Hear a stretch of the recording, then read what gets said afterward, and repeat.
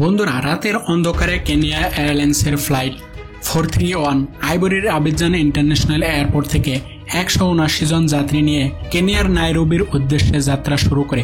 উড়ানের কয়েক সেকেন্ড পরই বিমানের ককপিটে স্টল ওয়ার্নিং বাজতে শুরু করে।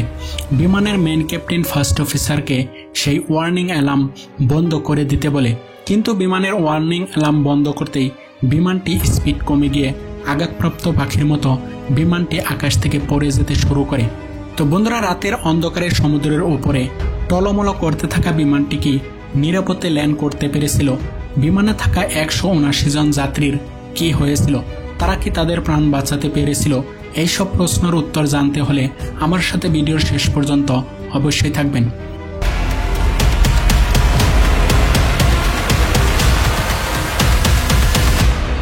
2000 সালের 30 জানুয়ারি হারাম্বে স্টারনামের এয়ারবাস A310 মডেলের বিমানটি আইভরি শহরের আবিজানে অবস্থিত ফেলিক্স হফনেট ইন্টারন্যাশনাল এয়ারপোর্ট থেকে টেক অফের জন্য প্রস্তুতি শুরু করে।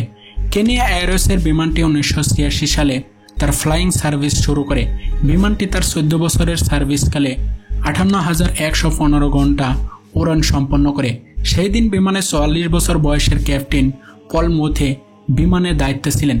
ক্যাপ্টেন পলের ফ্লাইং ক্যারিয়ারে 11,336 ঘন্টা বিমান উড়ানের অভিজ্ঞতা ছিল, যার মাঝে 1664 ঘন্টা এমন এয়ারবাস A310 মডেলের বিমান উড়ানের অভিজ্ঞতা ছিল। শুধু তাই নয়, পলের Boeing 737-300, Boeing 737-200, Fokker 50 and Fokker 27 বিমান উড়ানের অভিজ্ঞতাও ছিল। তার সাথে সেই দিন 43 বছর বয়সের ফার্স্ট অফিসার লাজারো মুতাম্বি মুল্লি সহ পাইলট হিসেবে দায়িত্বে ছিলেন। মাতাম্বি মুল্লির প্রায় 7,295 ঘন্টা ফ্লাইট ফ্লাইংয়ের এক্সপিরিয়েন্স ছিল, যেখানে অধিকাংশ সময়ই এয়ারবাস A310 মডেলের বিমানে কাটিয়েছিল।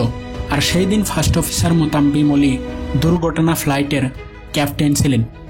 ফ্লাইট 431 কেনিয়ার নাইরোবি থেকে লাগোস হয়ে আবিজানের রিটার্ন ফ্লাইট ছিল, কিন্তু লাগোসে আবহাওয়া আফ্রিকা মরুভূমি থেকে আসা হারমাথান জ্বরের কারণে খুব খারাপ ছিল, তাই লাগোসে বিমান ল্যান্ড করা অসম্ভব ছিল।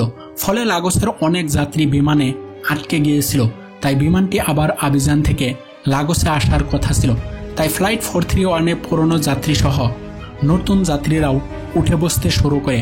আর সেই দিন বিমানে 10 জন ক্রু মেম্বার এবং 159 জন প্যাসেঞ্জার সহ সর্বমোট 179 জন যাত্রী যাত্রা করার জন্য বিমানে উঠে বসে।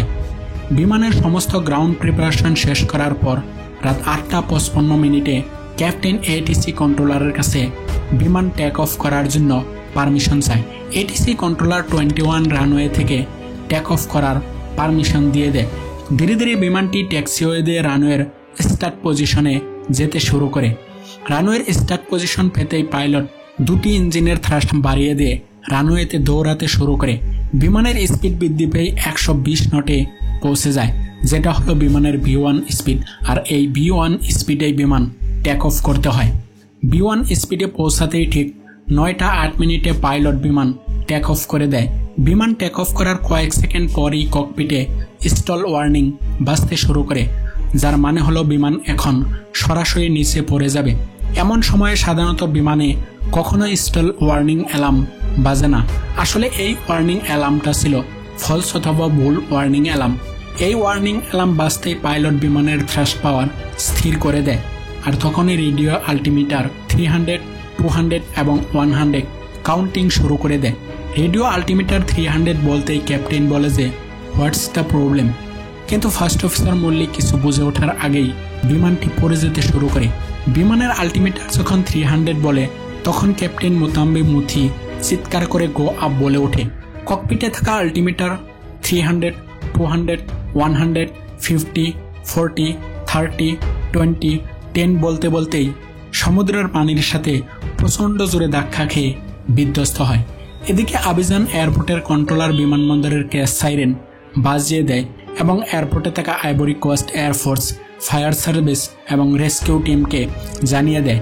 দুর্ঘটনার কয়েক মিনিট পরই এয়ারফোর্স টিম দুর্ঘটনার সাইটে পৌঁছে যায়, কিন্তু রাতের অন্ধকারের কারণে প্যাসেঞ্জারদেরকে রেস্কিউ করতে ব্যর্থ হয়। গ্রাউন্ড রেস্কিউ টিম ক্র্যাশ সাইটে আসতে অনেক সময় লেগে যায়, তাই যাত্রীরা সমুদ্রের পানিতে হাবুডুবু খেতে শুরু করে। ফলে অনেক প্রথম পর্যায়ের আঘাতপ্রাপ্ত যাত্রীরা পানিতে ডুবে মারা যায়। বন্ধুরা, এই দুর্ঘটনাটি যতটা ভয়ঙ্কর ছিল ততটাই ছিল এর অপ্রকাশিত রহস্য। কারণ কি করে একটি বিমান টেক অফ করে ক্লাইম্বিং করার সময় হঠাৎ করে স্টল ওয়ার্নিং বাজতে শুরু করে, আর তার পরবর্তী সেকেন্ডেই বিমানটি আবার আকাশ থেকে আহত পাখির মতো পড়ে যেতে শুরু করে। এমন কন্ডিশন আজ পর্যন্ত বিমানে হয়নি, তাই এর তদন্ত তাড়াতাড়ি শুরু হয়। ফ্রান্সের তদন্ত কর্তৃপক্ষ বিইএ অর্থাৎ bureau of inquiry and analysis তদন্ত শুরু করে। তদন্ত টিম বিমান দুর্ঘটনার 2 দিন পরে সমুদ্রের 50 মিটার গভীরতা থেকে বিমানের ফ্লাইট ডাটা রেকর্ডার উদ্ধার করে এবং তদন্তের জন্য কানাডার অটাওয়া শহরে পাঠিয়ে দেয়। এরপর সুদীর্ঘ 22 দিন লাগাতার ডুবুরি দিয়ে খোঁজাখুঁজির পর 24শে ফেব্রুয়ারি ককপিট ভয়েস রেকর্ডার খুঁজে বের করে। ককপিট ভয়েস রেকর্ডার হলো বিমান ক্র্যাশ হওয়ার আগে ককপিটের সমস্ত কথা রেকর্ড করে নেয়, আর তারপর সেগুলোকে ভয়েস ডিকোডেড করে নেওয়া হয়। কর্তৃপক্ষ পুরো ক্র্যাশ সাইটটি আন্ডার ওয়াটার ম্যাপিংও সম্পন্ন করে, যেখানে তারা বিমানের ধ্বংসাবশেষ 450 মিটার দৈর্ঘ্যে এবং 150 মিটার প্রস্থ পর্যন্ত পেয়েছিল, আর বিমানের ফিন এবং ল্যান্ডিং গিয়ার 2 কিলোমিটার দূরে সমুদ্রের উপকূল তীরে খুঁজে পায়। বিমান টেক অফ করার পর ককপিটে স্টল ওয়ার্নিং সাধারণত তখন বাজতে পারে যখন এই 5টি কারণের যে কোনো একটি কারণ বিমানে সংঘটিত হয়। প্রথমত, বিমান টেক অফ করার সময় যখন বিমান ভুল কনফিগারেশনে চলে যায়। দ্বিতীয়ত, ভুল স্পিড ইন্ডিকেশন দেখালে। তৃতীয়ত, বিমানের ইঞ্জিন থ্রাস্ট হারিয়ে গেলে। চতুর্থতে, বিমানের স্লেট অনিয়ন্ত্রিতভাবে প্রত্যাহার করলে। পঞ্চম, বিমানের সেন্টার অফ গ্র্যাভিটি সরে গেলে। 6 নম্বরে, আর অনিয়ন্ত্রিতভাবে বিমানের থ্রাস্ট রিভার্স এবং স্পয়লার নড়াচড়া করলে। কিন্তু তদন্তে এর কোনোটারই প্রমাণ পাওয়া যায়নি, আর এর রহস্যও উন্মোচন করা যায়নি। বিমান দুর্ঘটনার 2 বছর পর তদন্তের ফাইনাল রিপোর্ট পাবলিশ করা হয়। ফাইনাল রিপোর্টে তদন্ত কর্তৃপক্ষ এই সিদ্ধান্তই উপনীত হয়েছিল যে যখন বিমানটি স্টল ওয়ার্নিং বাজতে শুরু করে দিয়েছিল, তখন সম্ভবত পাইলট স্টিক শেখার ভাইব্রেশন বন্ধ করার জন্য কন্ট্রোল কলম সামনের দিকে ঠেলে দিয়েছিল, ফলে বিমানের স্পিড কমে গিয়ে পড়ে যেতে শুরু করে দিয়েছিল।